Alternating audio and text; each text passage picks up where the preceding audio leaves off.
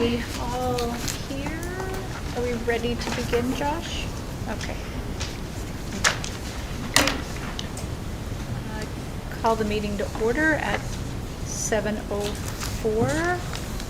And the Board of Education acknowledges that we are on the traditional territories of the Comox First Nation. We would like to thank them for the privilege of living on their land and the gift of working with their children. And I'm just checking to make sure that Trustee May Sachs, there she is. All right, is with us there. Wonderful. So next is the adoption of the agenda, and I'm just wondering if there is anything to add to the agenda under board business or anywhere else. Trustee May Sachs? Yes, please. My report from the Comox Valley Food Policy Council edition would be lovely. Okay, so we will add that as item number 5, I think. And then, are there any other trustees who wanted to add? I know we have that. Yeah. Oh, sorry. Just hold that thought. How do we now, Secretary Treasurer? How do we add the motion? So, yeah, I was Okay. just. Okay, yeah. sorry. You just hold that thought. Okay, so we've got. I want to do it in order. The report added under 5, and then under 6, we could add a motion to submit an item to BCSTA AGM. Okay. So number 5 is the report from That I just Trustee May Sachs. handed out. Number 6 is a motion to submit to the BCSTA. And were there any other additions to the agenda? None? Okay. All right. Are you good? So this is Christie's report here, and then it's going to be next under board business. You good? I think we're okay. Okay. I think we're okay. Alrighty, so could I have somebody move adoption of the agenda as amended? And a seconder? Okay, all those in favor? Down? Any opposed? It's carried. Thank you. Adopting the amended agenda. Alrighty, so next, looking for somebody to move that the Board of Education School District 71 Comox Valley adopt the January 31, 2023 regular public board meeting minutes as presented. Trustee Caton and Trustee Howe. Sorry about that. My brain just went there for a minute. Any discussion? Seeing none, all those in favor, please show. Down, that's carried. Thank you. All right. I don't believe that there was any unfinished business from our January 31st minutes. Next is the record of in-camera meeting minutes. January 31, 2023, a regular in-camera meeting. January 31, 2023, a special in-camera meeting. February 14, 2023, closed committee of the whole meeting. And February 23, 2023, special in-camera meeting. Next is the board chair report. Oh, welcome to our public meeting tonight. Our district and your Board of Education have been busy with events and opportunities, and I just have a few highlights to share. Our district held an amazing professional development day on February 17th, and there'll be much more to come on that throughout our meeting tonight.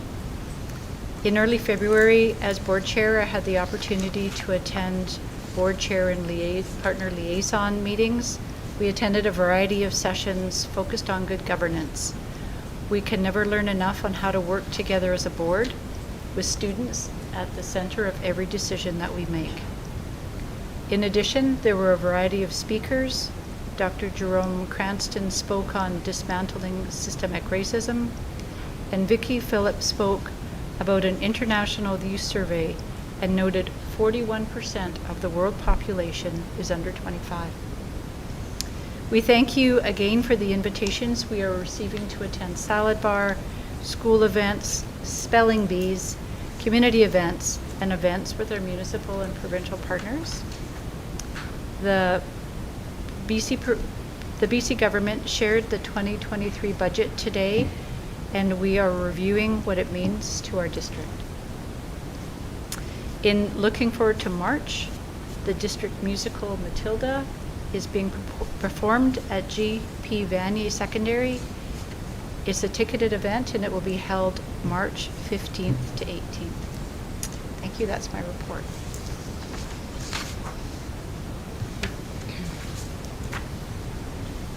Presentations and delegations, we do not have any tonight.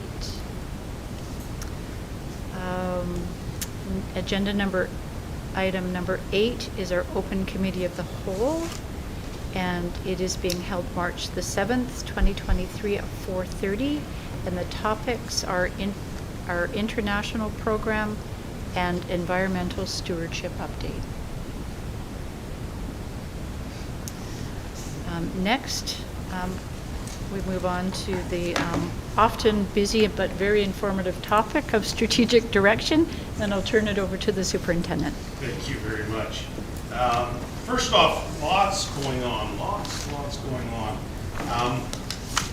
You've heard me talk about it's nice to come back to something that resembles what we used to do pre-pandemic, dare I say. One of the events that we've had a very storied past in is our professional development days.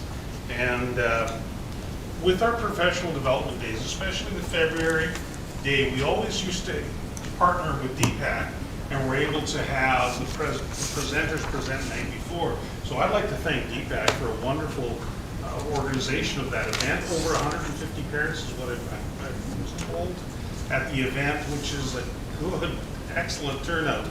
And keynote speakers were Hereditary Chief Wedledi Speck Wedledi was in transit on his way, and Jesse Morin, Dr. Jesse Morin. The following day, on the Friday, Hereditary Chief Wedledi Speck, Dr. Jesse Morin, the Kumagway dancers with also Hereditary Chief Robert Everson were there at the venue. It was interesting.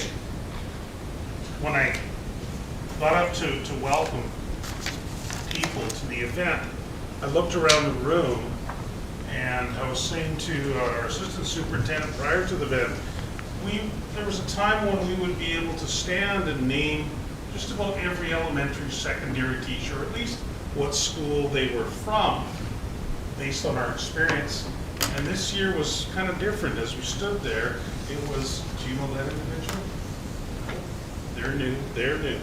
And so when I spoke, I asked people if this was the first event you have attended. Please raise your hand.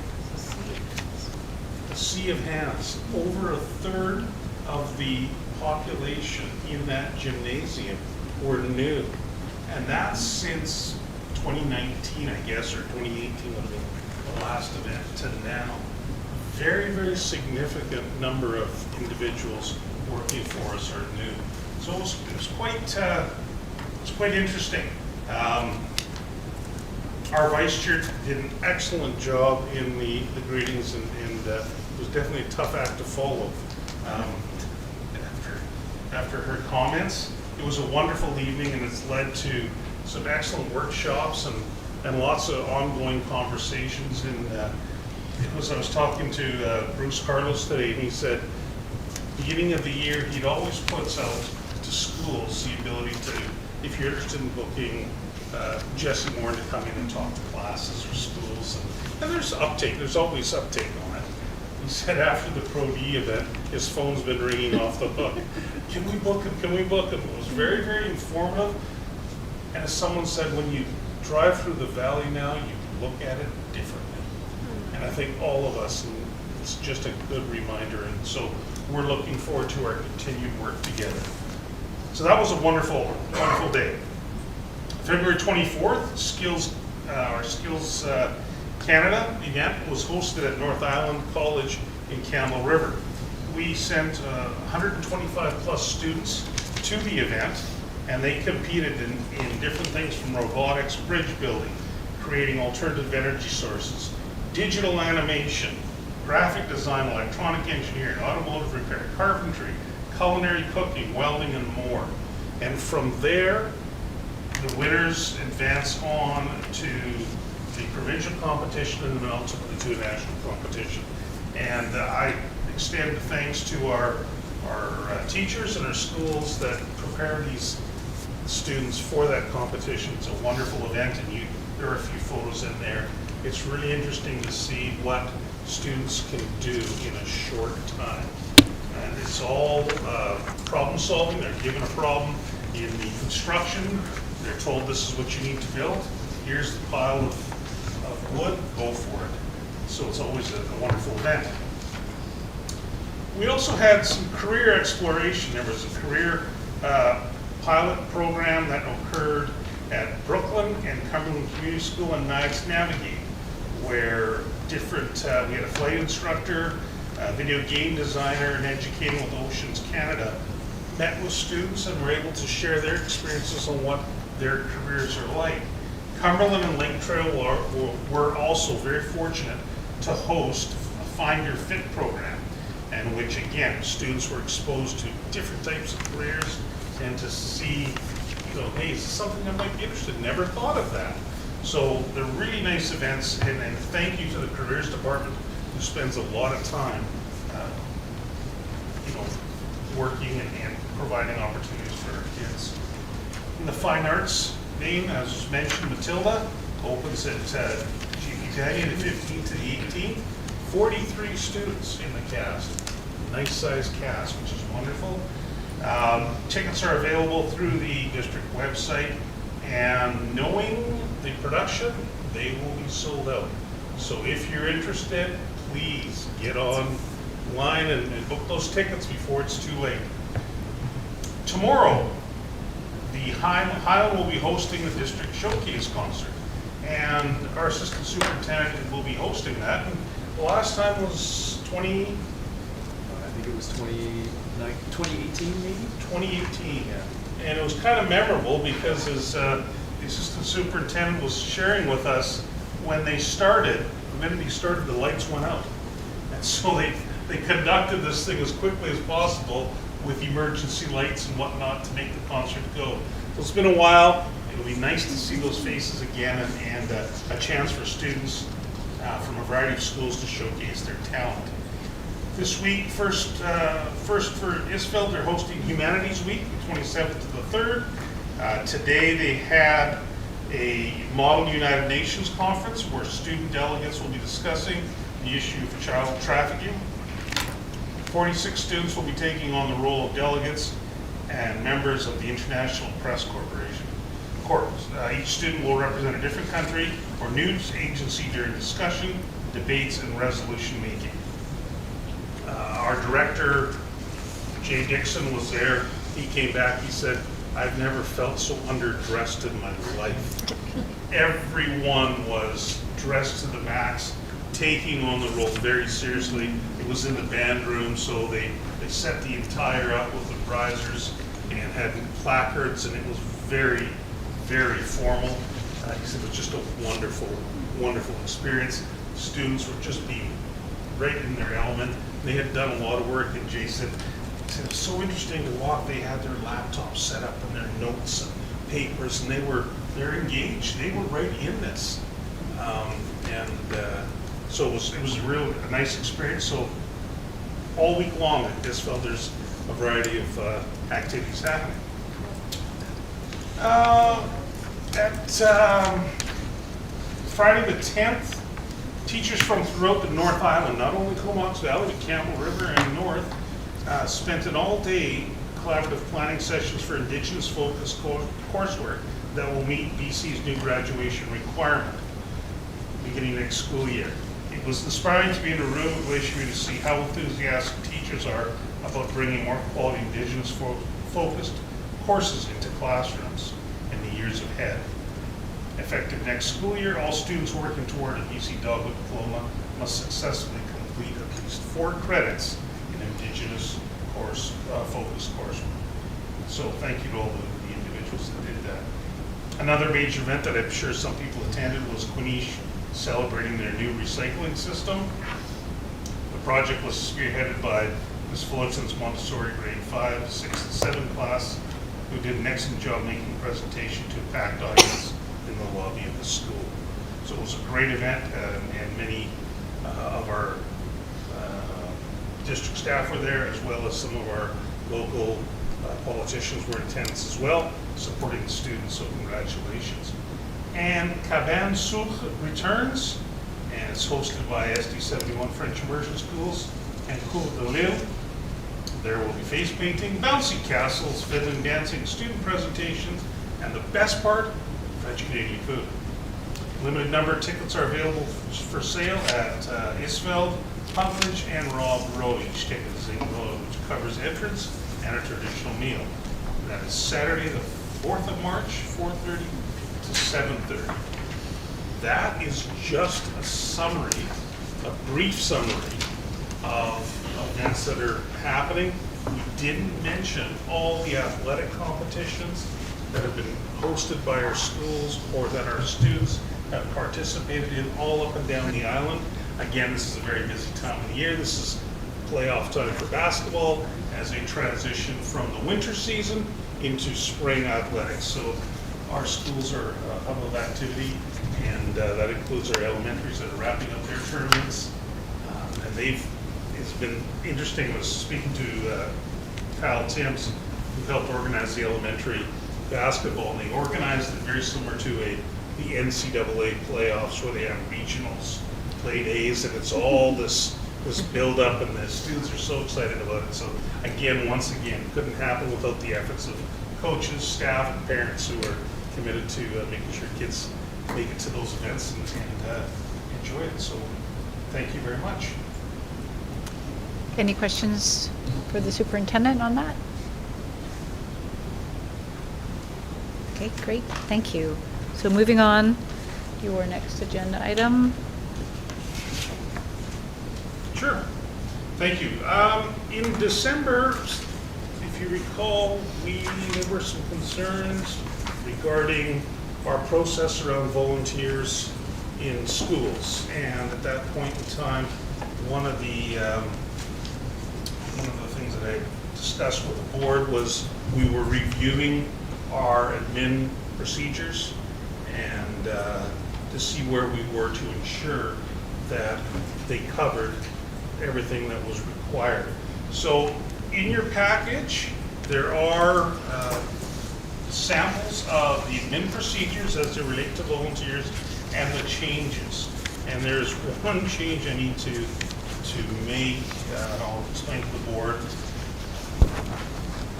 So we made some additions to this, and they're highlighted in yellow. One of the big ones is all volunteers are required to sign a voluntary code of conduct. And the voluntary code of conduct is quite extensive in terms of what it covers. That voluntary code of conduct, along with the volunteer criminal record check, will be stored on a central location that we're currently working with our IT department, where it'll be kept and schools can reference it as need be. I just want to point out a few of the changes that were made. So on page number 9 of your document, AP 490, volunteers cannot be paid, employed, or receive any compensation, including self-fundraising by third-party organizations to volunteer in schools in Comox Valley School District. Any volunteer who publicly displays or communicates a belief contrary to the belief of the school district as outlined in either a district policy, admin procedure, or the school act may be asked to discontinue their service pending an investigation into said concerns. And here's the part that was missing, is volunteers will not promote or recruit students or staff for any specific ideology, religious belief, or political organization. And that's the part that'll be in the document that's published. So those were the additions to the AP part. I would draw your attention to page 11, which is the volunteer code and conduct. This is a document that volunteers will fill in prior to beginning to work and volunteer in our schools. And you can see all the points. I draw your attention to the second page of this, which up to the point number 10 was covered in the previous one. It's also covered here, but point 11 is the big one. I have read, understand, and agreed to abide by policy 17, which is sexual orientation and gender identity. Policy 24, equity non-discrimination, admin procedure 170, and admin procedure 490, which are equity non-discrimination volunteers in school district. Now, all these policies will be found on the district website under the parent information tab, where it says volunteer section. They will be there where they are able to read them and indicate that that's happened, signed, collected, and processed. So we're just working with our IT department to make that an electronic where they can read, check, and it tracks it. So we feel that these changes to our volunteers in our schools are beneficial and will help ensure that our students are all safe. Thank you. Are there any questions? No, I've read through I've read through everything, and I just wanted to thank everybody for, I know it was a little bit of work to get all that done, and I think everyone appreciates the work that was put into it, so thank you so much. I would like to thank DPAC for their looking over things and providing input into, from a parent's perspective, into the code of conduct and the changes. So thank you very much. Did you have your hand up? Yeah, I have a couple of quick questions. Will this cover parents attending PAC meetings as well, or is it more volunteers who are directly Correct. involved Volunteers, with children, correct, with yes. the students? Okay. And I also, just one other thing, I noticed that with the list of the list of the policies and administrative procedures that volunteers are asked to read, understand, and agree to. I don't see the student transportation one, but you have included that, like as the next document. Is that something that? It may have simply been missed because not all students are transported by volunteer drivers. So that's why it wasn't part of that. But if they that's what they're volunteering to be a driver, then it would be applicable. And then just confirmations, the follow-up, you mentioned they'll be retained, is it centrally within the district Yes. rather than by the principals of Yes. each school? Okay. And that way there it ensures if you have a parent who has a child at 2 sites and they fill it out once and both admin can access it to ensure that that's been met. So I have a question. Oh, Christy, go ahead. Thank you. I was wondering if we will be distributing these as soon as they're no longer in draft to all of our principals to ensure that our existing coaches and volunteers and those individuals in the schools understand that we have updated this as well, and that we have these guidelines. Absolutely. The minute we remove the draft, they'll be out in our systems and requiring schools to begin the process with their parent groups. And again, we want to make sure that our record keeping is ready to go so that there are no glitches in it. So once all those pieces are in place, away we go. And my question was, do we have a sense of how many volunteers we have in our parent volunteers, or volunteers, including parent volunteers, that we have in our district?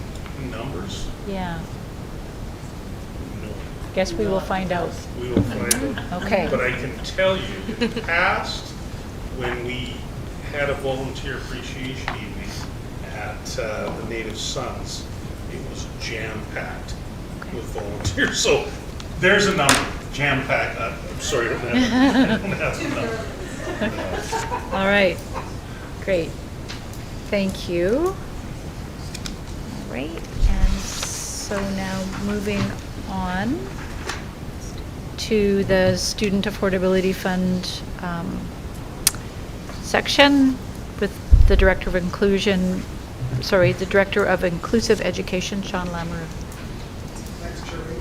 I thought I'd go back to August, since we have some trustees here, but I thought it would just be nice to quickly have a review of how it's been going. So the form or the sheet that we have in the update starts in August, and that was when the minister announced that we need $60 million coming to schools. In SB 71's allocation, the Student Affordability Fund worked out to roughly $900 million. It was at that point that Superintendent Romeo set up a meeting for consultation with Hospital Solutions, Community Society, GSI, CBT, everyone who was directly involved with providing some input. It was also at that meeting where we discussed kind of a three-tier system, very similar to an RTI, where we would be able to meet the needs of all our kids, and if they were missed in one area, we'd be able to catch them in the next one. In October, schools were allocated their funds based on a variety of factors. Assistant Superintendent Manning put together quite a comprehensive chart that included the social service index, the FTE of schools, as well as the composition and complexities of each individual school. Money was then provided to schools. We had to facilitate an interim report in January, and then as what sometimes happens with the ministry, we found out just recently that we're allowed to carry over some of the students on the affordability funding to the state of Wisconsin. I put the expenditures to date below for people to see. 66% of the funds has already been spent or allocated. Schools are aware that they can carry over some to the following year to be able to support families. And I think close to, let's say, 400,000, close to 50,000 has already been spent for that's right, to students. I did kind of include some numbers before. We do report on this. It's not black and white, because as you can tell, we have different volunteers in different groups working breakfast, like snacks, things like that. So it could be multiple students. But I think the important thing to note there is just that just under half of our students are being supported with food programs throughout a variety of the district. And there's an additional close to 1,400 students that are receiving support to their families that were before they were. That's it. Thank you very much. Are there any questions? I see Trustee Caton. So thank you very much for this report. In looking at the number of students supported by all food programs and looking at the federal government talking about food security and listening to the ministry today talking about food security, when you have almost 50% of our students needing some help with food and you have 1,400 students and families needing help, speaks very volumes of how this money was needed, but the fact that it's needed at all to me is very problematic. And I'm wondering, as a district and as a society, how we look at the fact that we have many of our students are going hungry. And to me, that is something that school districts are becoming more and more supporting students, ensuring that their food, they have their food. And to me, that is something that, as a school trustee, I never thought I'd be in a position where I'm ensuring that we're feeding students coming to school. And it's growing every year. So I just want to talk about that At a meeting I was at this weekend, food security for families and students is a priority that we're looking at as trustees. And the fact that we need to have that conversation is actually is very problematic and very concerning to me when kids are going to school hungry. And I'm looking at the numbers here, and I have to be honest with you, I'm shocked at those numbers. You know, 50% of our students eating food. That to me is, well, we don't ask them why, but that's just, to me, it's a concern. I just wanted to say, but thank you for the work that you're doing, and the fact that we're feeding our students, but the fact that now we are becoming more supporting our students and families for food is something that I, as a trustee, I've never thought I'd be down this road. Just want to also talk to the board a little bit about, so we just found out about the ability to carry forward the funds. And that was, I think we were at a meeting last week, was it last week?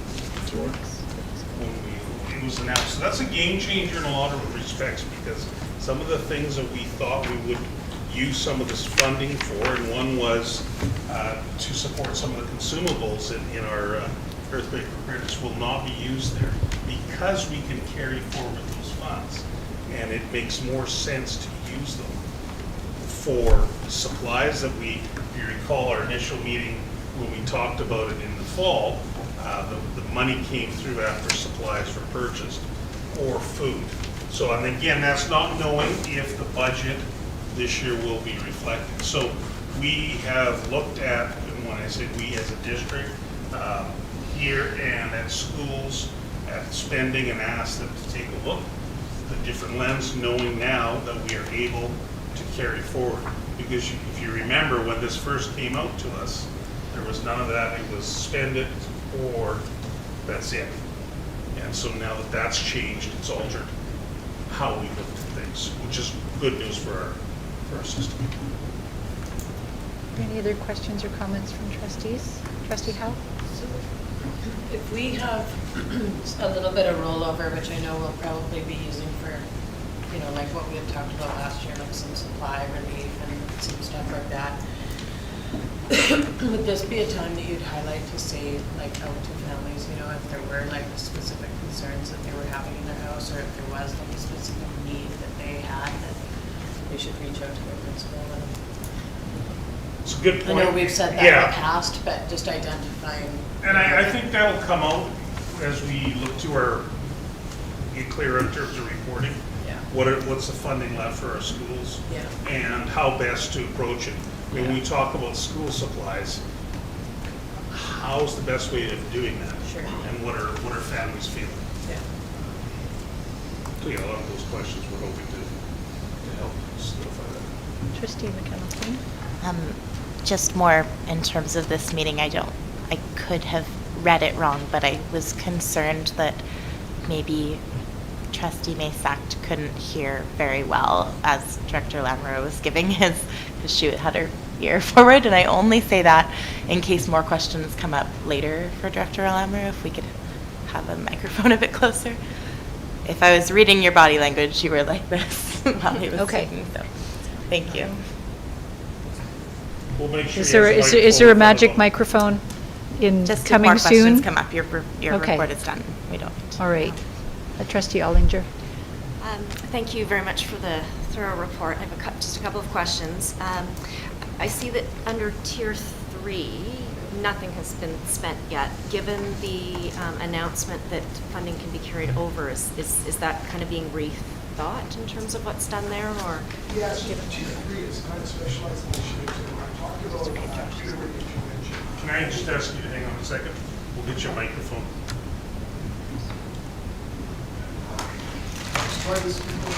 Thank you.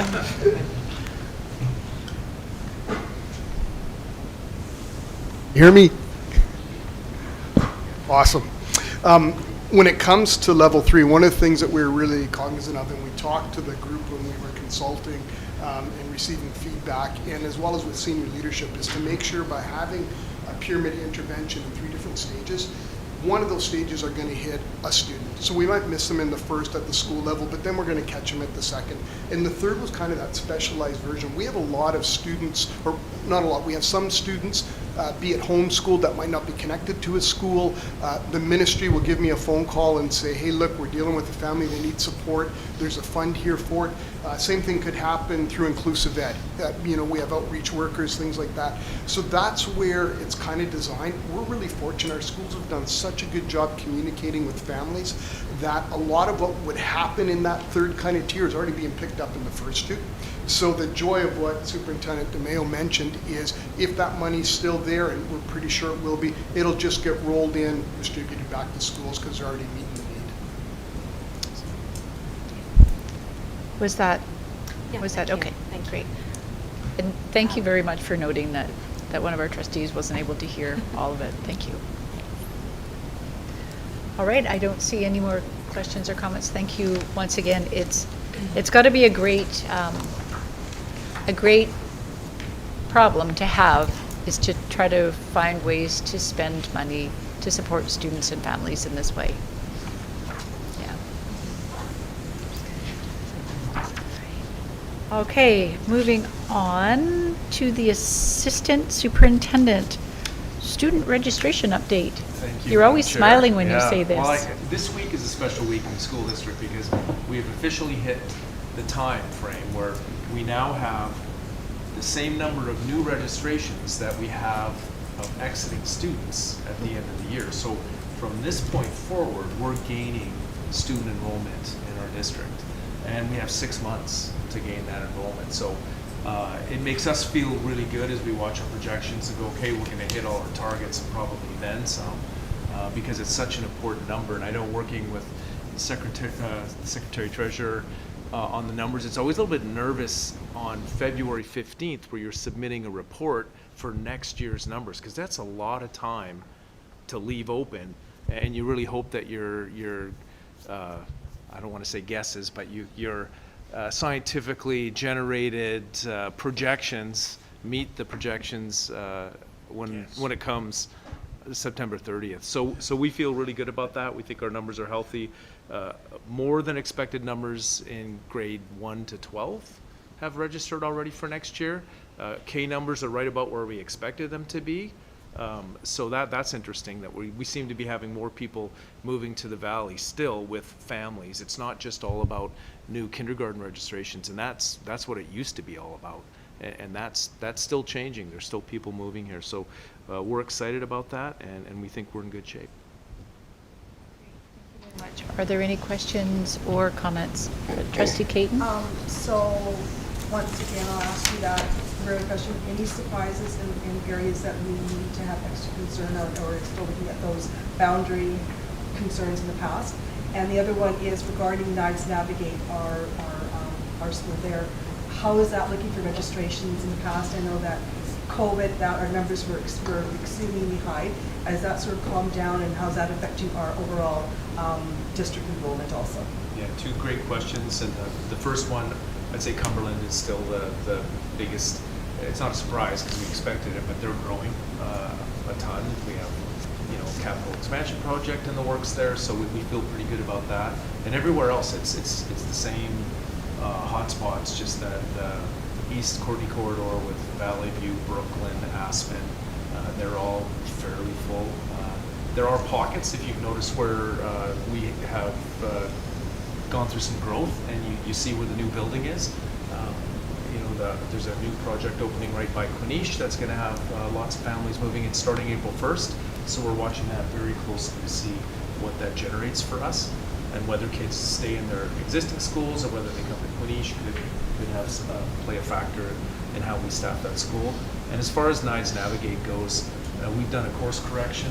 There was astronomical growth there, and we've scaled that back a little bit because it was that we expected there to be less growth. There seems to be a little bit, provincially, we've talked about this, there seems to be a little bit more of a heading back to the brick and mortar neighborhood schools. So we've projected a little bit more conservative number for them next year, but we'll see what happens. Great, thank you. Trustee McConnell-Keen? I'm just curious if there is sort of generally, do you foresee an amount of time since the request came in, or a general time in the rest of the school year or towards the fall that people who have requested cross boundaries would generally hear back? I'm just sort of Oh, curious, okay. and you might not be able to answer that. No, that's an interesting question. I'm glad you brought it up because Thank today you. is the last day that somebody can request a cross-boundary transfer. So we have that open for the month of February, and I'll be looking at all those tomorrow Okay. to see exactly how many cross-boundaries were requested, and then we go through a whole process, through our staffing process of facilitating that. And we will probably get a notice out to those parents who request one, giving them a timeline for when they can expect to hear back. But Okay. that process doesn't happen until after spring break. Nice, thank you. Thank you. Trustee Ollinger? Very niggly follow-up question, but if the deadline is today, does that mean like the end of the business day is the deadline, or midnight, or? Mr. Porter, is it midnight? I'm not Dun, entirely dun, sure. dun. I know we opened it up, I 4 believe, p.m. at like 4 or 6 p.m., so. yeah. Okay, past tense. All Thank you. And Trustee Howe? enrollment, Jeff, is over 600 kids. The new so far? Yeah. Yeah, we have more than 600 that have Wow. already registered That's for crazy. next year. But that's not all new to the valley. No, I understand what it is, but I just, because my packs that I report out to are always like, so what's going on? And I have the numbers, and like I'll text Jeff, and then 2 weeks later I'll text him again, and there's like 30 more kids, and I was like, oh, well, that's okay, there's still like this other amount that, outgoing, that's fine, but. Yeah, and that hasn't yet to be determined. Because Yeah. we do always lose a certain amount of students for, unknown reasons. Families move, they decide to go somewhere else, and that happens. So, all part of Lots the of puzzle. kids. Yeah. All right, thanks very much. All right, Secretary Treasurer, this is your section of the agenda.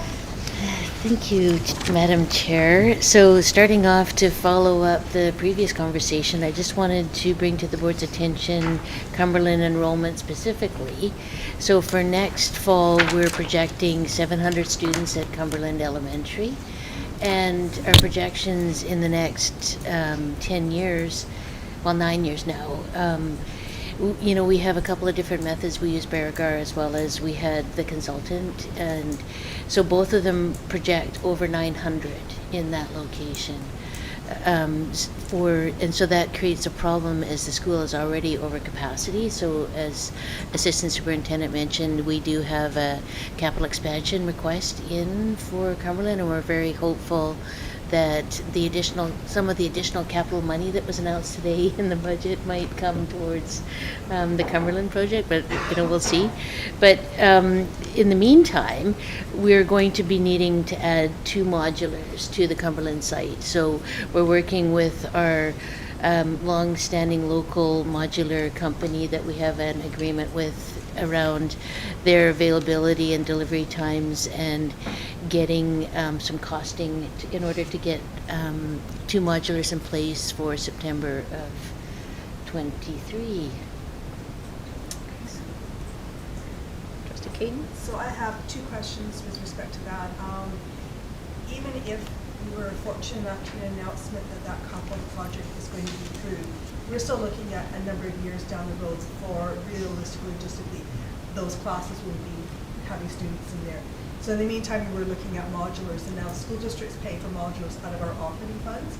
And I'm wondering, cost-wise, I know we have some budget set aside for that, but what are we looking at out of operating funds that will address the modulars at Cumberland for the next few years to offset the current? Do you have that projection? So typically, I think the last pricing we had around modulars was around $350 per modular by the time we get it ordered, built, and in place. Particularly if they're wet. If they're a dry modular, the pricing is a little bit less.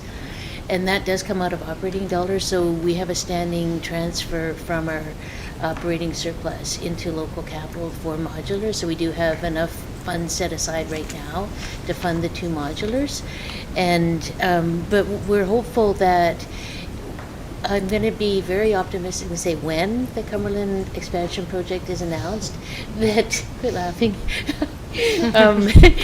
That typically the ministry will give us temporary, because that, part of that would be a seismic project as well, so we would have to do a demolition as well. So we'd need temporary housing, and so we're hopeful that the ministry, as part of the capital funding, would provide some additional modulars funded through the capital project. And then we would take those and use them elsewhere in the district once like we did with Hornby. We had some temporary modulars that we were able to then move to other locations where we had enrollment pressure, so. Trustee Howe? So that's two new divisions up there that are coming in. Yeah. Is there a chance that there's going to be a third, or have you guys sort of overcompensated for the growth there? I just know living there, it seems like it's growing quite a bit. It's hard to determine until we see the numbers and the staffing. There's so many different factors that we have to take into consideration around staffing. That always stays at 2. If you're just looking at the sheer numbers of everything being equal, whatever the numbers are, but it's not. So to say it's 2, it's 3, 4, who knows? Right? So that's part of the process that'll occur from now until June. So that's staffing is. But at this time, we do feel we've compensated for that, and that we have put in a fudge factor. We think 2 is going to be enough. If we go crazy in the summer, that's wrong. And that's why it's really critical that enrollments happen sooner rather than later, just so we can incorporate that into our planning. So, any families that are out there that haven't yet registered their children, it would be great if they. So talk to people on the Yes, trails. exactly. But we don't want to be surprised, so we continually monitor the enrollments and make sure that if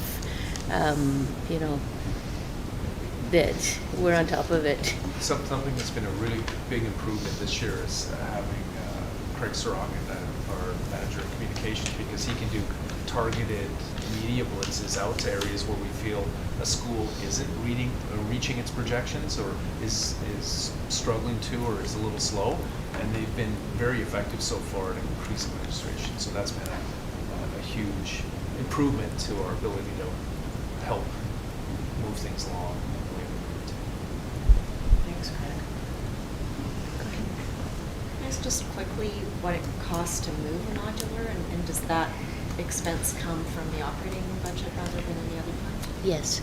So it generally, depending on if the modular has a washroom facilities in it or not, it would cost between $30,000 to $60,000 to move a modular. So we basically install them on a semi-permanent basis with, siding and stairs and cement walkways, and that's what we aim for. But we may get into the situation where we're not able to be as,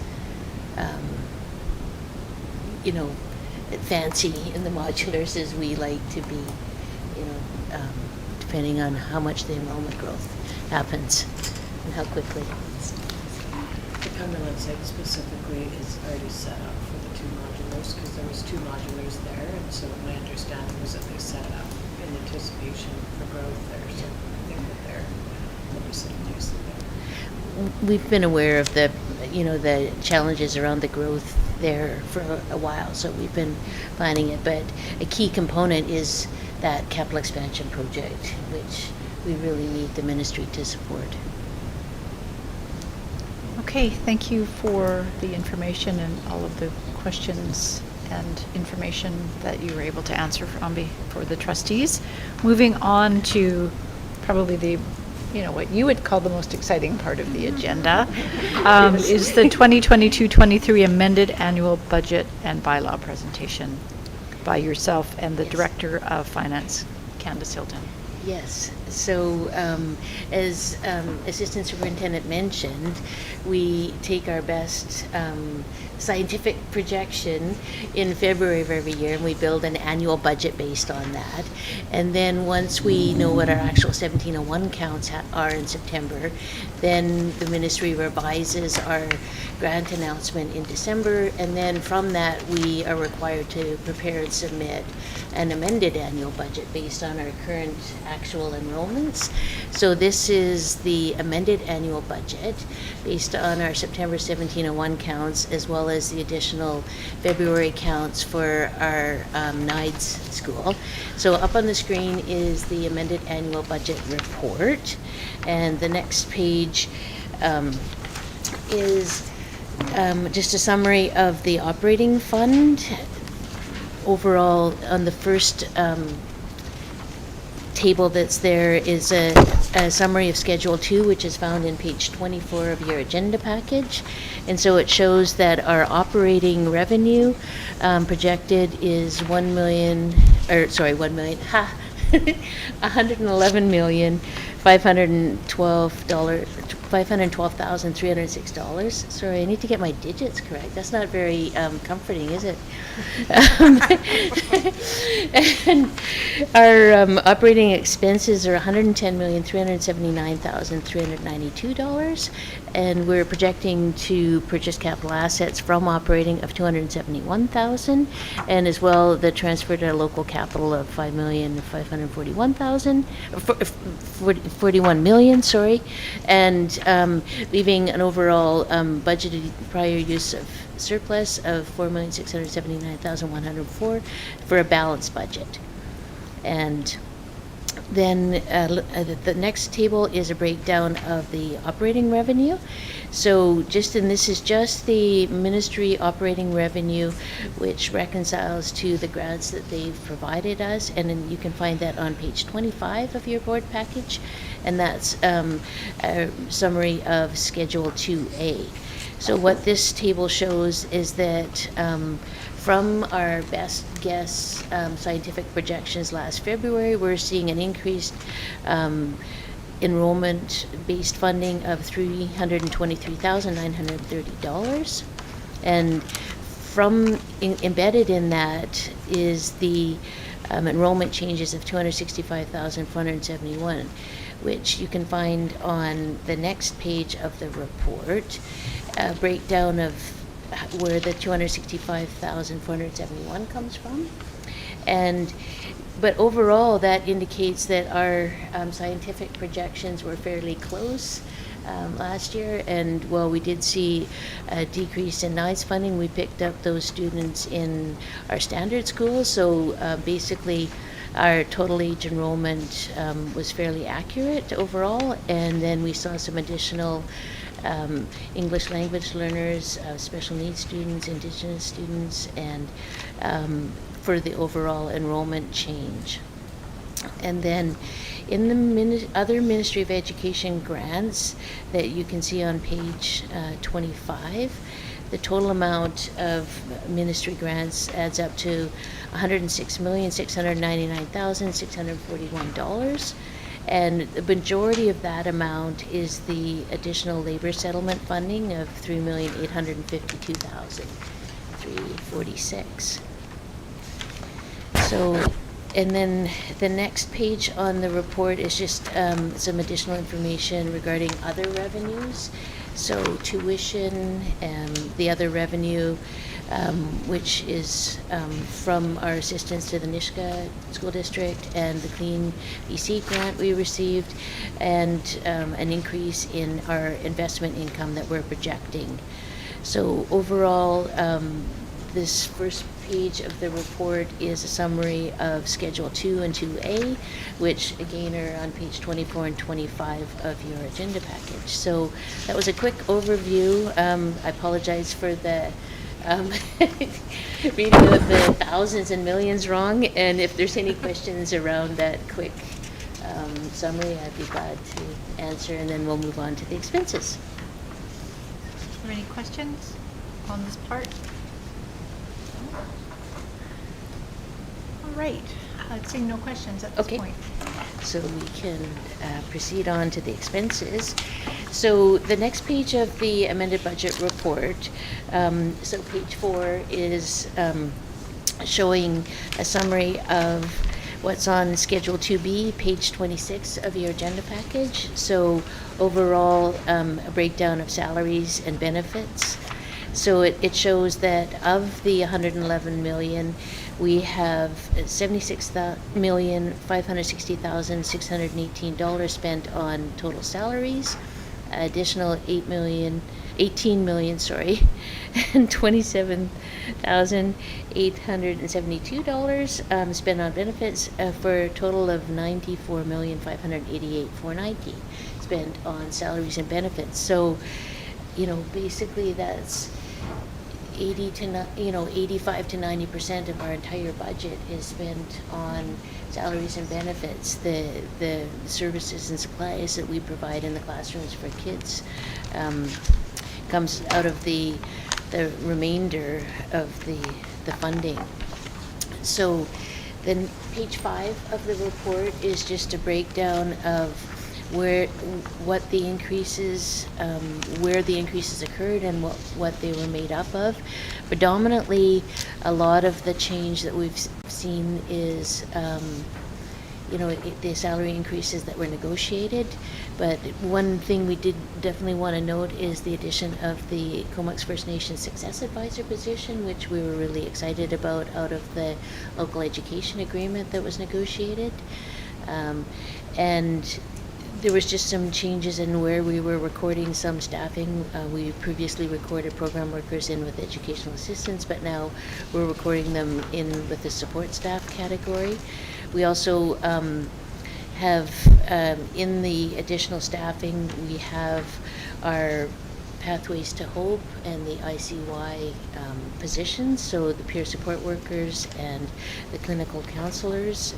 So we have that recorded in, and as well, we're seeing an increase in the substitutes, so both contractual increases for teaching staff and QP staff, as well as, we're able to have a larger on-call pools, and so we're able to backfill more often, which is really good. So of course, with increased salary costs, we have an increased cost in benefits, which we've reflected in the amended budget. And then lastly, on Schedule 2B, page 26, is a breakdown of the remainder of the funding, so the service and supplies. So overall, we're projecting to spend $15,790,902 on service and supplies. And that is, the next couple of pages outline what the reasons for that are. So we saw some increased costs. As we have more students, we see some increased service costs. Our student transportation costs are up slightly. We're seeing our professional development and travel return to kind of normal levels. We also have increased costs for insurance and the supplies in schools. So, but overall, and that basically is the increase of $1,729,713 that you're seeing on page 6 of the report, and our utility costs are increasing as well. So, and then, so that's Schedule 2B, and then additionally, we have Schedule 2C, which is found in your board package on page 2728. So Schedule 2C is, so basically 2B breaks down the expense costs by object, kind of salaries, benefits, and then service and supplies. 2C breaks it down by function program. So we have 4 main functions that we record costs as well. So we have Function 1, which is education, Function 4, which is the business administration, Function 5, which is operations and maintenance, and Function 7, which is transportation. And so those are the same amount of expenses, just shown in a different way and so this is one of the complexities of the school district accounting, is taking those same expense costs and breaking it out in a different way. So you can see that our expenses are projected to be on Schedule 2B, which is on page 26, $110,379,392, and on the bottom of Schedule 2C on page 28, you see that same 110,379,392, but it's just broken out in a different way to try and create some more transparency around school district accounting and where the funding is going. So is there any questions around the expenses? Go ahead. Maybe. It would be. I hope for my sake that somebody else somewhere in the world wonders this as well. Because I just would love to know, not so much financially, but just historically, when did the change happen and what was sort of the root of how that happened from the classification of educational assistants changing to support staff classification? I just wanted to know a little bit more about that. I know it's not a financial question, but if that's something we can add. We just wanted to reflect them in their own category, and so it was just an accounting moving that they're to separate out. Before they've always been lumped together, but the program workers specifically mostly work in the Indigenous Education Department, and so we wanted to kind of have their own category of accounting, and so just to again create better transparency around that employee group that we have. Okay, thank you. And did you want to add anything, Candice?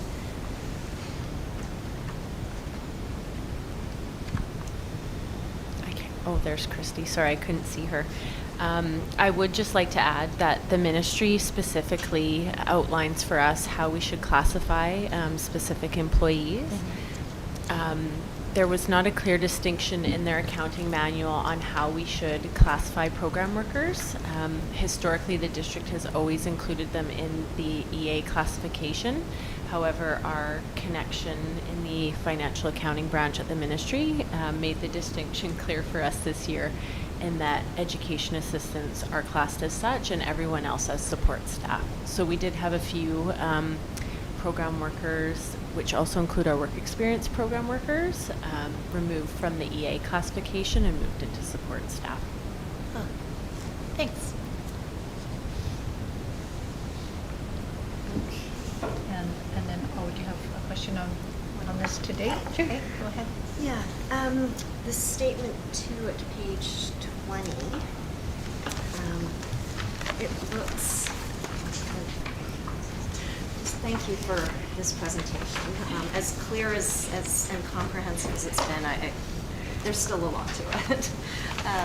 So on page 2, there's a budgeted allocation. It looks like, the net revenue or expense looks like there's an initial shortfall of $1,158,111.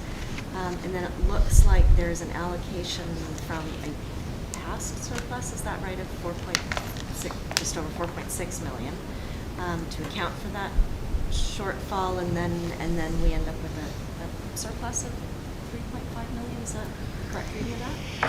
Yes. So statement 2 is a consolidated statement that includes our capital schedule, which is on statement 4, and then, schedule 4, I apologize, and also our special purpose funds. So this statement here is a reflection that includes our amortization of our assets as well as our deferred capital revenues. So basically we use a 40-year cycle to depreciate our assets, and then the way we report the ministry revenue for capital projects, they require us to match that amortization expense over 40 years. So for example, when we completed Lake Trail and moved that cost of that school, 35 million for example, we move it into deferred capital revenue, and then we report that 35 million over 40 years, a little bit every year. So it's never quite matching exactly. So the net expense of 1,158,111,000 is somewhat an accounting reflection of that amortization expense and revenue. So a better idea get a better sense of where the district is at financially would be to look at the statement 2, which is on page, Schedule 2, which is on page 24 of your board package. So this is a summary of the operating revenue and expenses. And this is where, if we were seeing a net expense there, that would indicate that the district was projecting to spend more in expenses than our revenues were bringing in. But this statement indicates that we're projecting to have a net revenue of $1,132,914. So, and the budgeted prior year surplus appropriation is the amount, the $4,679,104, is from the financial statements that the board approved at the end of June, and that's the internally restricted total, which we always budget to spend that, but we almost never spend it fully because projects cross over multiple years. And so we include that in our budget as per the ministry guidelines, but it will likely replenish, a lot of that amount. For example, the $4,679,000 includes the $2 million that was transferred into the board office project that's ongoing.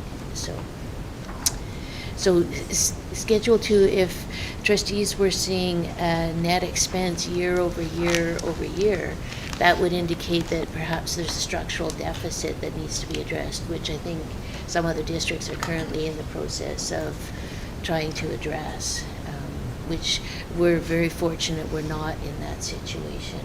We've been very careful with our budgeting and our resource allocation and making sure we don't get into that structural deficit situation. Very much. You're welcome. Very thorough. Well, hopefully that wasn't a... And comprehensive, Yeah. which is also great. Do you want to keep going? Sure. So then, next part of the report is just addressing the accumulated operating surplus. So again, from Schedule 1, which is on page 23 of your board package. So this again is the breakdown of where our accumulated surplus started in the budget, and then you can see the net revenue that's been added from Schedule 2, and then the expenditures we're planning. So there again is the $4,679,104, which leaves a net accumulated surplus in this budget of the $2,063,748, which is the board's unrestricted contingency reserve. So we still have a good reserve that's reflected in this budget. It's 2% of our operating expenses as of the end of June, and it's a good buffer for those unexpected things. Like, for example, if we do need that other division at Cumberland, then we would have, draw down the unrestricted reserve to purchase another modular. Then the next section is dealing with Schedules 3, which are page 29 to 32, and these are the special purpose funds that the ministry gives us for specific purposes, and they include a large portion of these funds are the Classroom Enhancement Fund, the Learning Improvement Fund. This is where the funding for the Student and Family Affordability Fund is reflected. And so overall, we saw an increase of $2,795,905 in special purpose funding. And the next page, page 8, is the breakdown of where those changes occurred.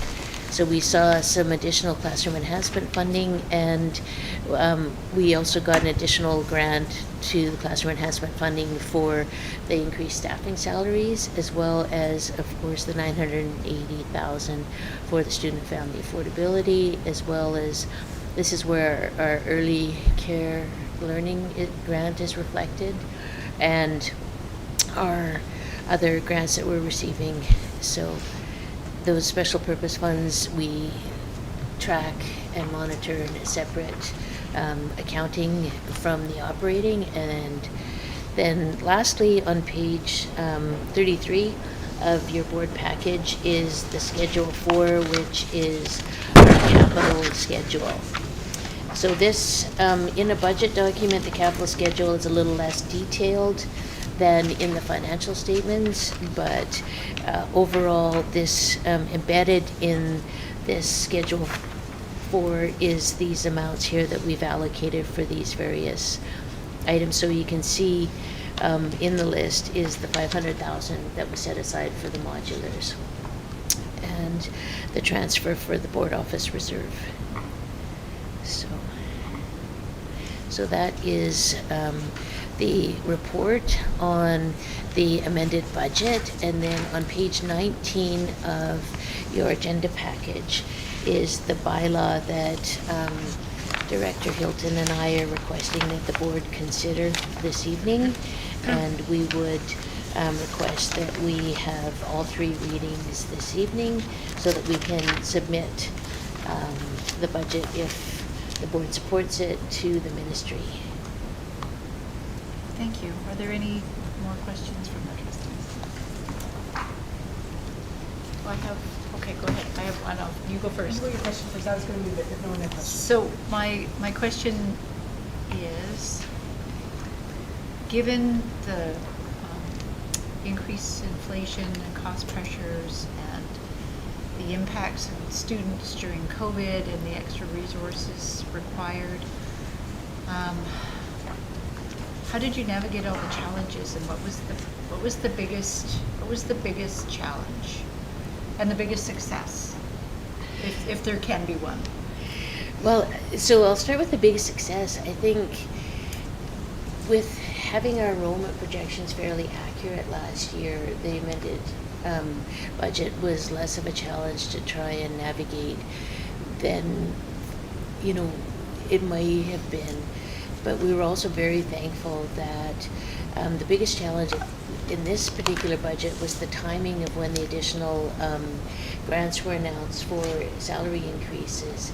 And normally we would have presented this budget before now, but we didn't receive the last notification on the grants until I think February 14th or 15th. So then it was a scramble. So basically, Director Hilton and her staff, this is basically the 3rd draft of the budget that we've prepared, because every time the grants were announced in pieces. So we saw some of the funding announced, then some of the additional funding, and the last was the support staff funding.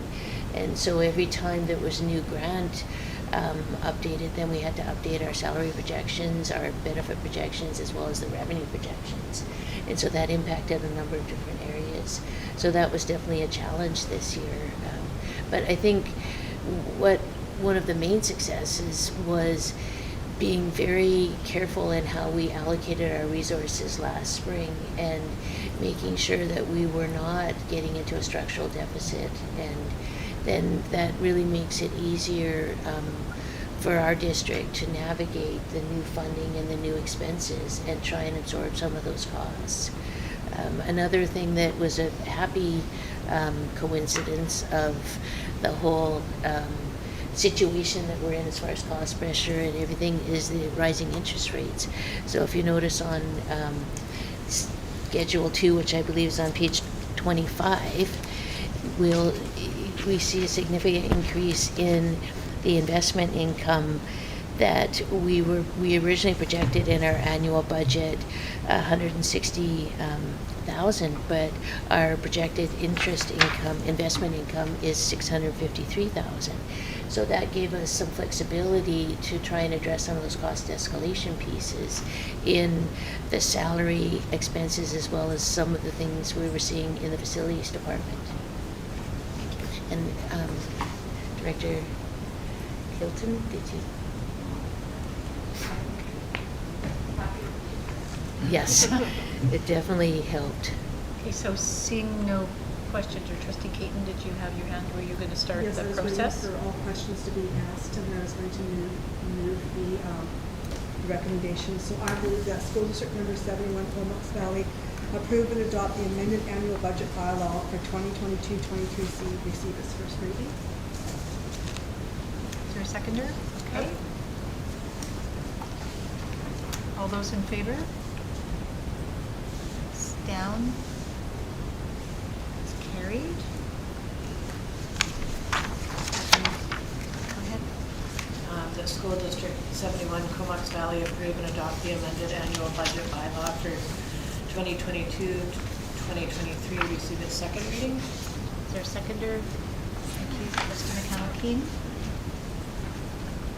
Questions? Seeing none, all those in favor, please show. Down, it's carried. And now the third one, and I believe it needs to be unanimous, is that correct? That's correct, yes. And did you hand up, you wanted to read again? Yeah. All right, go ahead. That in accordance with section 68(4) of the School Act, all three readings of the amended annual budget bylaw for 2022-23 be given at tonight's meeting. Is there a seconder? And again, to do 3 readings in one night, this vote needs to be unanimous. So all those in favor of this, all 3 readings? Down, okay, that's unanimous, that's carried. And then lastly, Yeah. go ahead. The School District 71 Comox Valley amended annual budget bylaw for 2022-2023 be given a third and final reading. And seconder, Trustee Leslie. Any questions? Seeing none, all those in favor, please show. Down, and that's carried. Okay. Once again. Great, that's great. So, just before we leave the budget topic, there's 2 additional documents that you found in your board package. So we have the snapshot document, which is a graphic, maybe less dry presentation, and as long as somebody can pronounce the millions right, it gives a bit better information. So it just is an overview of where the money comes from, the number of staff we have, where the money goes, the breakdown of how we spend each dollars, the overall FTE students that are reflected, and the number of schools we have, where we spent some of our capital money. So we'll upload this document onto the ministry website, or not the ministry website, sorry, our website, just to help translate some of those dry schedules and statements into a bit more digestible information. And then the next document is, unless there is any questions about the snapshot document? Okay, and then the next document is the multi-year comparison. And so this document is just a year-over-year comparison, and I also compare these amounts to the provincial operating expenses. So on the far right of the document, the column in orange is what the ministry calls School District 99, which is the consolidation of all the different school districts. And I've provided comparisons by function and by operating expenses, and then multi-year over year. So you can see the white column is the preliminary budget, the blue column is the amended budget, and then the yellow column is the actual results. And I thought it was really interesting to highlight 2019. So you can see that our operating revenue in 2019 was $85,056,580. And we've, grown in that 5-year time frame to an operating revenue of $111,552,000. And so that's, significant growth in the district. So it is, a good kind of summary comparison of, the preliminary, the amended, and then our actual results. If anybody has any questions around that. You would just talk money all night, wouldn't you? Yeah, I could, as long as everyone was awake still. Turn the air conditioning on so we're all freezing. Yeah, that's Ian's not here. Thank you very much. You're welcome. Thank you very much. Yeah. Good work, and Director Hilton, thank you. All right, moving on to the Human Resources section of our agenda. Trustee Leslie. And we had 2 retirements. First retirement was Wanda Arcima, teacher at NIDES, retiring effective December 31st, 2022, after 4 years of service. Thank you so much. And second retirement is Shelley Wadland, education assistant, Cumberland Community School, retiring effective April 30th, 2023, after 19 years of service. I want to thank them both for their service, and hope they enjoy fruitful years of retirement. Thank you very much. All right, so now we're moving on to the board standing committee reports and the open committee of the whole that was held on February the 14th. The literacy and numeracy assessment in presentation provided by Director of Instruction Vivian Collier. And I'm wondering if Trustee McCannell-Keene might like to make this recommendation as it was her turn to chair the meeting that day. Sure, thanks, Chair Wheat. I will make the recommendation that the Board of Education of School District Number 71, Comox Valley Schools, receive the Open Committee of the Whole report as presented. And seconder, Trustee Howe. All those in favor, please show. Down. It's carried. Thank you very much. And for information, on page 50 is our committee of the whole schedule. That takes us till June with the trustees that are going to be chairing those meetings for the board. So next, I'm just mindful of the time. It's 8:25. We're moving on to board business, and the first item under board business is the trustee report from the Indigenous Education Committee. Vice Chair Leslie. Great. Attached in the package, I have some notes about some very significant events that have been happening. I'll go quickly. Bruce Carlos has met with Pam Moore regarding the Culture Kits team at Qualicum First Nation. Qualicum First Nation has worked with the ministry in a series of grants and has developed dozens of learning kits, all ages. They can be used, K to late elementary and probably into secondary schools. And the important thing about these kits is they contain all culturally appropriate and vetted materials, authentic materials, resources, not only books, but hands-on materials, artifacts, lesson plans for educators, and tools to support them in unpacking everything in the kits. The team delivers the kits from Qualicum and picks them up. Teachers keep them for a month, and then they're brought back and circulated in our district. So this is something that is new and an amazing process in support of our educators in the Comox Valley. Indigenous Education has been asked to sit at the Lush Valley School Food Subcommittee. Bruce Carlos sits on that committee. Indigenous PAC parents have met with plans to rejuvenate the IPAC after a 2-year break during the time of COVID.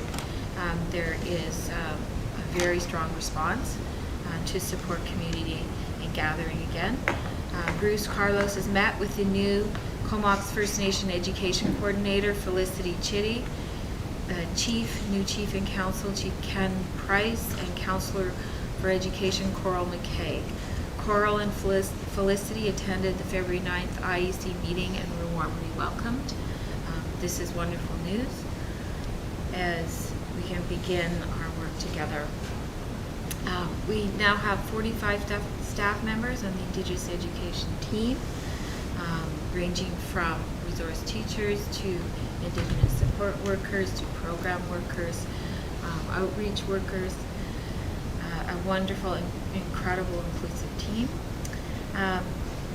The next gathering for the Indigenous Education entire team, that team I'm speaking about, the IEC Capacity Building Day is May 17th and 18th at the Comox Band Hall. That's where community, there will be stakeholders there, as well as the entire Indigenous Education Department doing some learning and professional learning as a team. The Indigenous Education budget process is beginning. An invitation has gone out to Secretary Treasurer to invited to speak to budget. And February 16th, we had the Sharing Cultural Perspectives, where Paths Meet session at GP Vanier that was supported by DPAC, and it was well attended by parents, over 150 parents there. And then reporting out, of course, on the District Indigenous Learning Day, February 17th, 2023, Sharing Cultural Perspectives Where Paths Meet. It was an empowering, culturally rich day, providing all SD 71 staff who attended with local Indigenous knowledge, stories, and information to support their learning and truth and reconciliation from where we stand. The presentation on cultural topography of traditional Indigenous land use at Pentlatch was presented by Hereditary Chief Wedlady Speck and Dr. Jesse Morin. It brought to light the traditional cultural uses of various locations of the Comox Valley, and learning the cultural significance and ancestral history of the peoples of this place that we all call home brought a more meaningful lens to the places in the valley that we all frequent. The second workshop that we all attended was the Circle of Intention workshop, providing everyone with guidance and information on how to incorporate authentic Indigenous worldviews into classroom instruction and into all activities. Leading us in this work was Lelena Jules and Janine Walker. Their presentation offered many examples, stories, practices, and ideas to educators in supporting the preparation and planning of culturally significant learning environments, lessons, and ways of being. Thank you. Any questions for Vice Chair Leslie? No, thanks. Thank you. All right, so moving on to number 2, under board business, there's a notice of motion from Trustee Caton. Yes, Madam Chair, I'd like to make a motion that we wait 48 hours and deal with this motion this evening because there were budget implications in our budget process that's coming up soon. So I'd like to make the motion that we wait that 48 hours notice of motion and deal with the motion this evening. Is there a seconder to waive this notice of motion?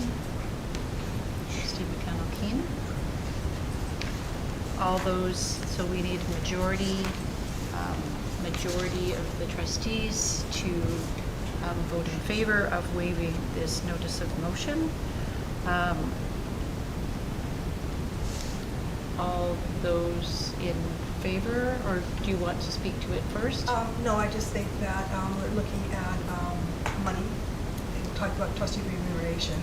There is a cost impact. We are looking at a budget process, so that's the reason why I'm asking this motion to be looked at this evening. Okay, so seeing no other comments or questions, all those in favor of waiving the notice of motion on this motion, which means that we would hear this motion tonight.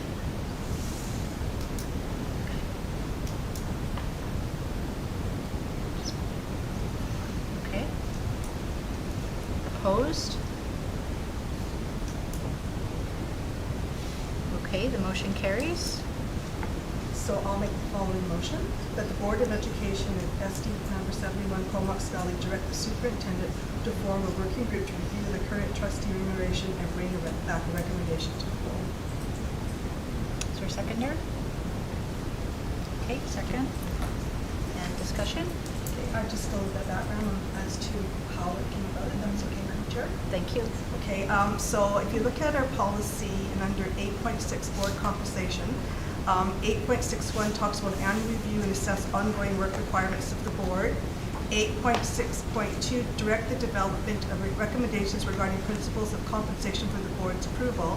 8.6.3, recommend an appropriate compensation review process involving residents and stakeholders, and 8.6.4, review and recommend updates to existing compensation policies. Now, when it comes to board pay or stipend, historically in this district, it's we, the board, we, the trustees, that vote ourselves the increase. And over the last 17 years, we voted, I think, twice to raise our stipend. We are basically one of the lower paid. If you look at districts comparison, we are one of the lower paid districts for the work that we do. Being a trustee is a lot of work, and it shouldn't be someone who's retired. You do take time off work, you know, looking at daycare, there's a lot of other operations on it. The last time our board raised our stipend was 5 years ago, where we raised it by $500, where other districts are raising between $2,000 and $3,000. So looking at that process, I don't feel comfortable making a motion to give myself a raise. Other districts are doing these small working groups that consist of a retired trustee, a member of the community, that come back with recommendation. And I think recently Abbotsford, a couple of the districts had that in there. So the purpose of the motion is to take it out of our hands, going through the office of superintendent and coming back and looking at our stipend, rather than bringing a motion and giving ourselves a raise. It's very difficult. But the work that we do is time consuming.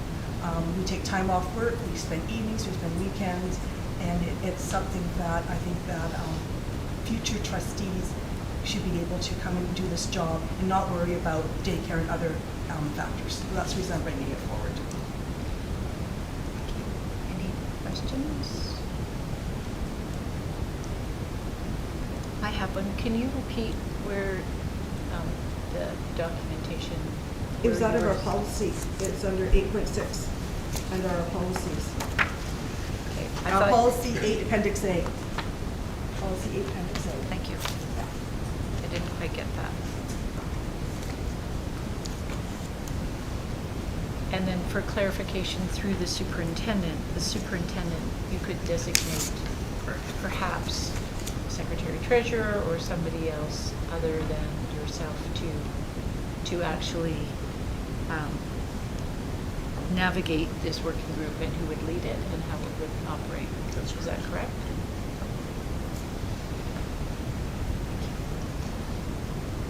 Trustee Howe?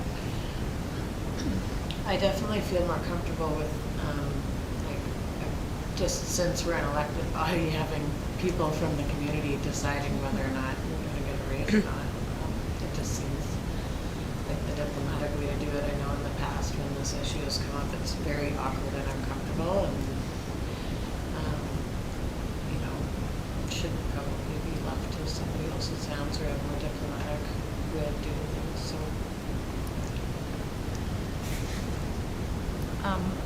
I recall prior to becoming a trustee, the previous board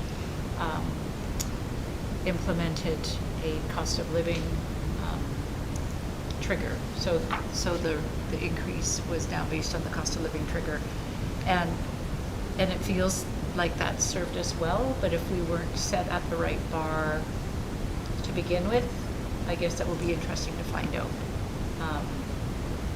And so it felt like for the past 4 years that worked to recognize inflationary costs for the trustees in our remuneration. And so it will be, I guess it'll be interesting to see if the board passes the motion, what it comes back at. I guess I'll be curious to see if that in fact didn't solve the issue that the previous board had tried to navigate. Trustee McConnell. I was mainly just going to say that I appreciate sort of the idea. I appreciate it being in the hands of not ourselves, and I agree that I think when I put my name forward for this public service, it wasn't regarding stipend in any way, shape, or form, but there's a significant amount of work, so it is appreciated that that's recognized in some capacity, and I think that it opens up the door for more diversity on this board as we go forward to recognize that, because there is you know, a generational difference in the cost pressures of coming out of post-secondary education and many other things that sort of have changed over the years. So I appreciate that being understood, and thanks, Janice. So just checking, making sure I check the screen to see if there's any hands. Trustee Allinger. I was going to say, I agree with the comments made by Trustee Caton and Trustee Howe about moving it out of our direct research and decision-making sphere. I feel a little hesitant about this being one of the first kind of working groups we form, because we are so new to the board. I personally would feel more comfortable doing this at a later date than my first 6 months of office, but I also appreciate the comments about attracting greater diversity and ensuring that it's not simply people who have the means to take on these positions while they're working full time.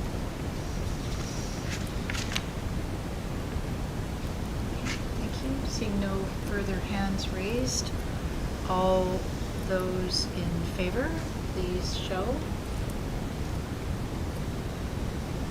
It's down. Opposed? It's carried. Thank you.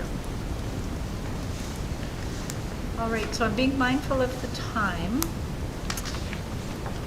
recognizing that we have several things left on the agenda that we could choose to extend our meeting now, or we could extend it in the middle of a motion if we need be. So just looking to the trustees to see what. I'm sorry, I didn't hear what you said. It's 8:40, and we have two motions to get through, and I don't want to be in the middle of a motion and run into 9 o'clock. Do we support an extension? Is that how we support an extension of our time? So what would happen is we would make a motion to extend by 30 minutes, by up to 30 minutes. That, and have majority of us do that, and any addition, help me, would be unanimous in any further extension. Thank you.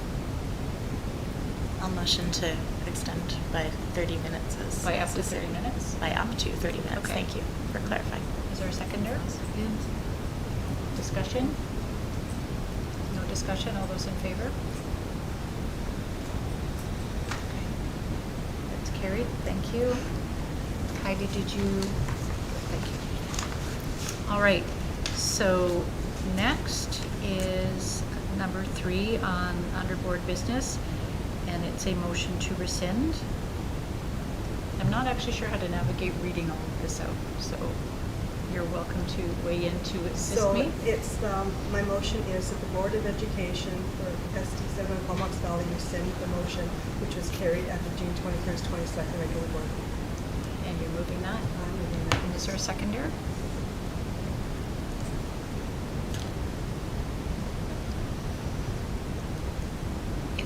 So then the motion was dropped and. it's No, done. I'm just checking if there is a seconder to the motion.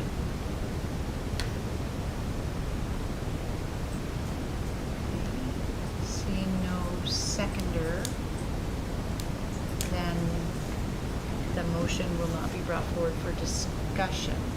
Just making sure the trustees understand that. Thanks for clarifying. Okay? All right. So then we move on to the next agenda item, which is a notice of motion by Trustee Leslie.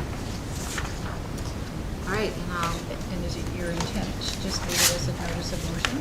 yes. Okay, great.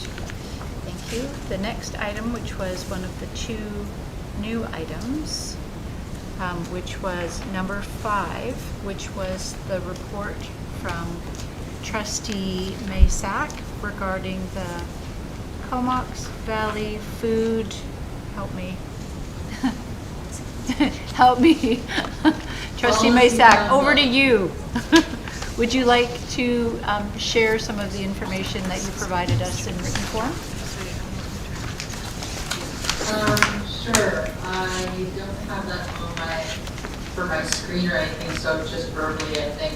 And maybe I'll ask that whether maybe my fellow trustee, Alder or our secretary could continue if my internet dies here.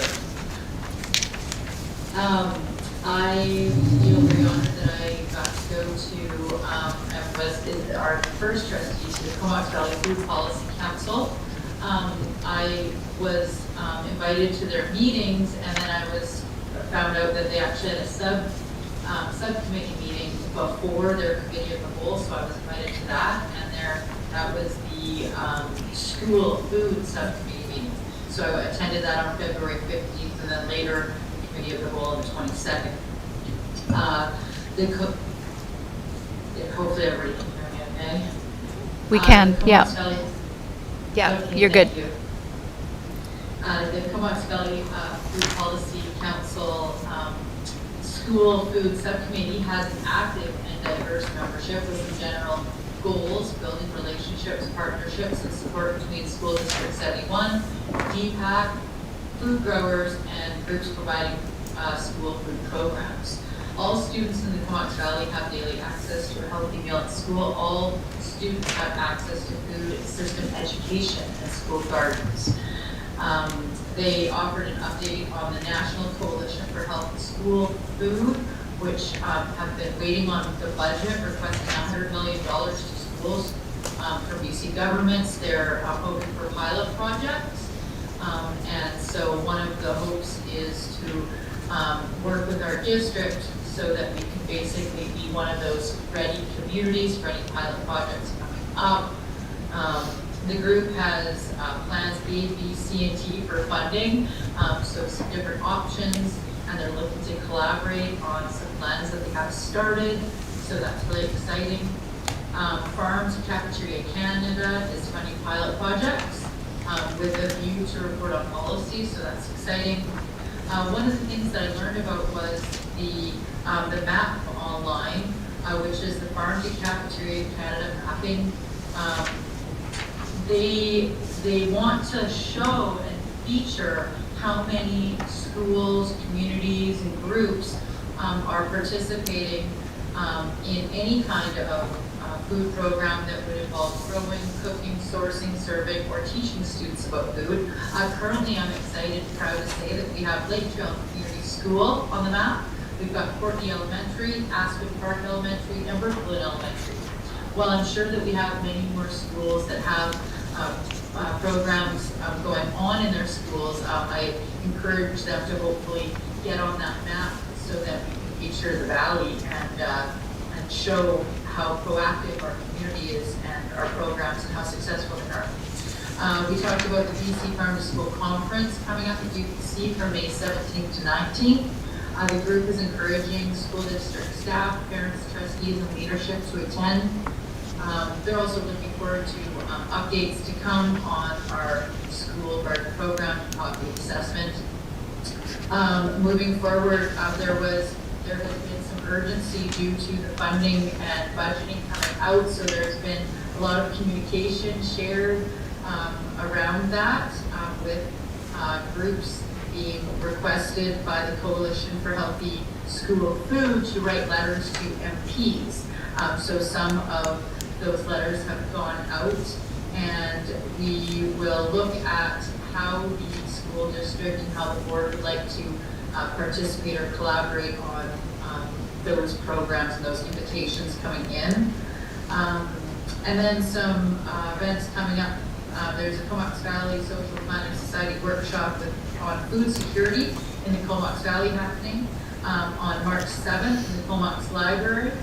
And the latest news is that we have received news about the budget 2023, and that it looks like there is going to be some investing in expanding existing school food programs and increasing the capacity. So I look forward to what kinds of ideas and steps moving forward we can see in our schools to ensure we have children eating healthy and getting the food that they need for their day so that they can study. And yeah, I think that's everything for that.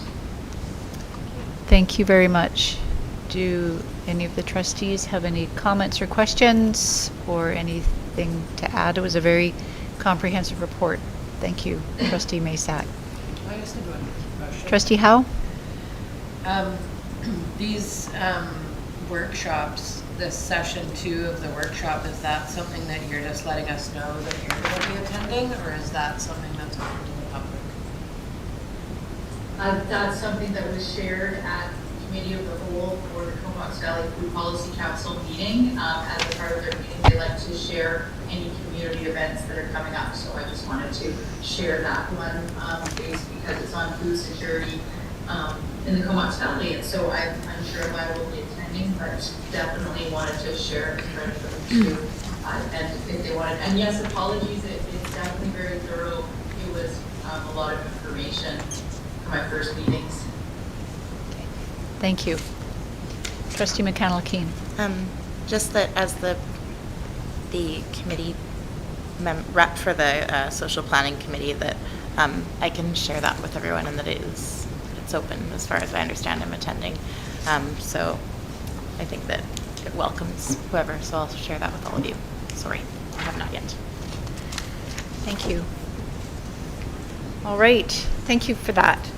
So now we're going to move on to the last item under board business. And Trustee Aldinger, I'm wondering if you could read out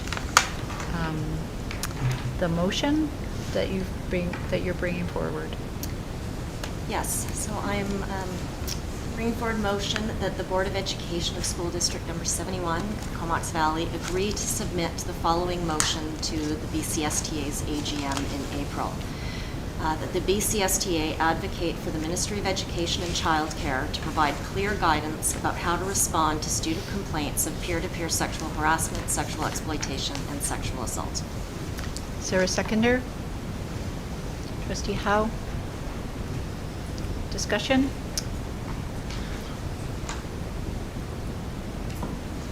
Would you like to speak? Provide background. Yeah, please. Yeah, so this motion in part follows from some of the work that our district has already been doing, and that the ministry is also involved in. And it's also a follow-up to work that the ministry did in relation to post-secondary educational institutions that started in 2016, when they mandated that every post-secondary institution in the province is required to prepare or create and enforce reporting protocols for sexual assault. This motion is seeking that the same type of action be taken in relation to BC schools. On the basis that at this point in time there really isn't any clear direction from the province on this issue. The two kind of building blocks for student safety that we have in terms of guidance from the province is the Safe and Caring School Communities policy. And it looks like this, and attempts to assist districts to create safe and inclusive learning environments and to address what they call worrisome behaviors. And they give a list of different worrisome behaviors that they try to address in this policy, but there's nothing specifically that focuses on sexual assault or sexual misconduct between students. The other main guide that we have is the BC Handbook for Action on Child Abuse and Neglect, and it too was created by the province to provide guidance to schools to respond to complaints about child abuse and neglect.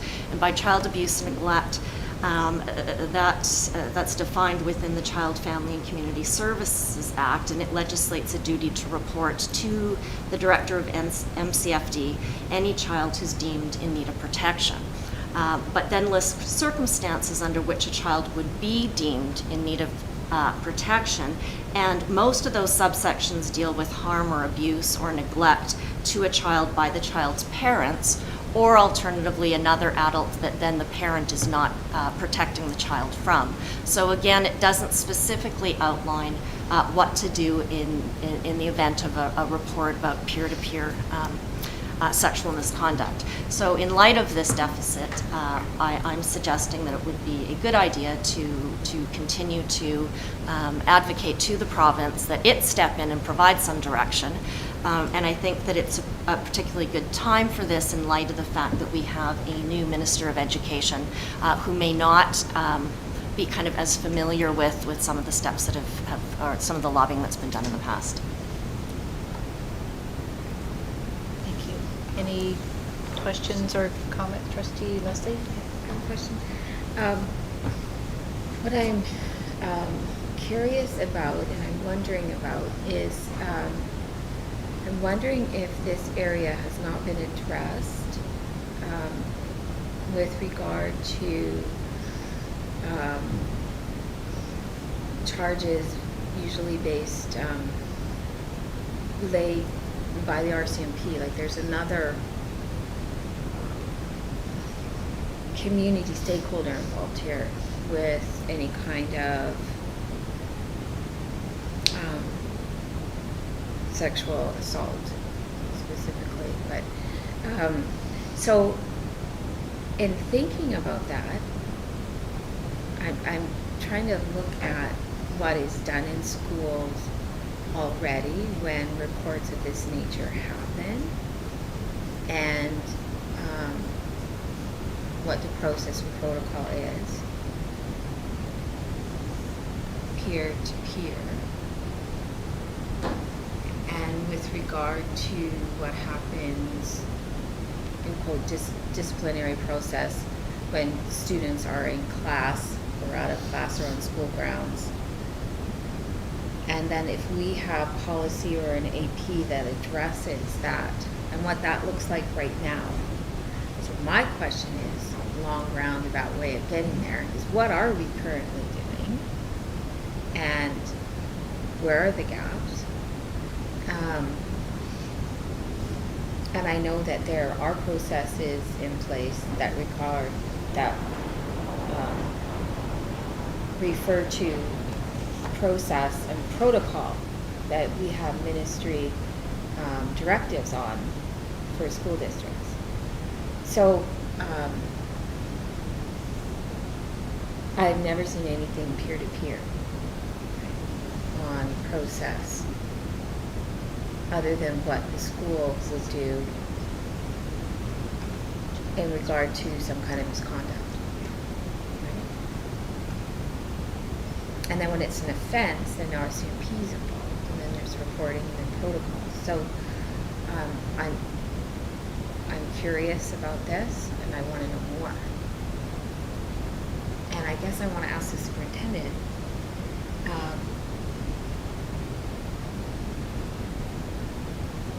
there are things in place, and maybe can you speak to that a little bit? There's a variety of things. It's really difficult to know the situation. If it's reported if the occurrence happens during the day at the school site during the hours of work, kids are there, they're dealt with, the situation is dealt with. What's not is if something occurs on the weekend, and then it's where's the jurisdiction? Like where does the school's response, and how much jurisdiction do we have for an activity on the weekend? However, having said all that, we do work with the RCMP around ensuring students are safe, no matter when or where. And Director Lamoureux and his team are in constant communication if we're aware of situations. And our number one priority is ensuring our students are safe. Director Lamoureux, do you want to add anything to that? No, Or just, the microphone. Sorry. Microphone. Microphone, Sean. Sorry. Yeah, thank you. You have to use it this time. The only thing I want to add is this was addressed as far as how the district handles it through the presentation, and I think it was Councillor Carla Lasota who actually walked all the trustees through exactly what happens when it's a peer-to-peer or peer-to-adult and the pathway that our district takes. I think at the same time, it might have been brought up that other districts handled it differently. I think Kamloops was referenced. where they went down a process of having administrators do investigations. And at that time, I had mentioned that the people who were the most qualified to investigate but possibly didn't have the trauma-informed practice to handle those type of situations. And what we've done in our district, and we're very fortunate, and I alluded to Esther Schatz previously, that all our schools have counselors and they take the lead on this. And then Carla and Jill and Tara Ryan at the time walk through different scenarios as far as a pathway involving victim services, involving RCMP, involving the different things that can happen. And so, you know, Trustee Oldinger is right. Districts do look at it differently. And the pathway that we've taken was one of the ones that I was in a meeting with Assistant Superintendent Manning and Kevin Cameron, who's one of the North American leaders that we kind of walk through where we're at with us as a district, and got his full support on how we're handling it. That's about all I can do. Thank you. I think that helps me situate this. And so Shannon, what you're asking for in the motion is that the ministry put forward a directive for all schools. Yeah, that's right. I would like to clarify, this is not a motion that is brought in response, in relation to our district and saying, hey, there's nothing in place and we need something. This is looking to the province and saying, look, you've provided direction on a number of different student safety issues, but this is one where you haven't. And you have, province, recognize that this is an issue that needs to be addressed at the next level up, but it's not like students move from high school to university or college, you know, in a vacuum, and or suddenly it's a completely different environment. There's a connectedness between all of these years, and by virtue of recognizing that there's a deficit at one level, it doesn't make sense to me that the province is leaving a similar deficit at this level.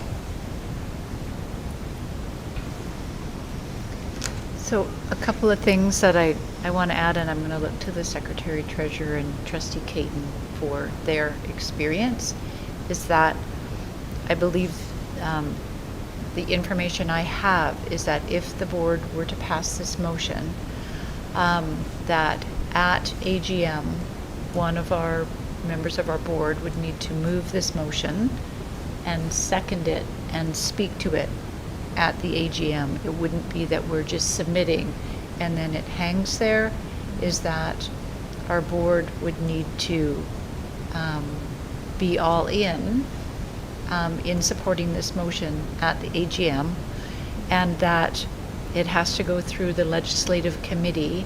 And because the deadline was the 24th,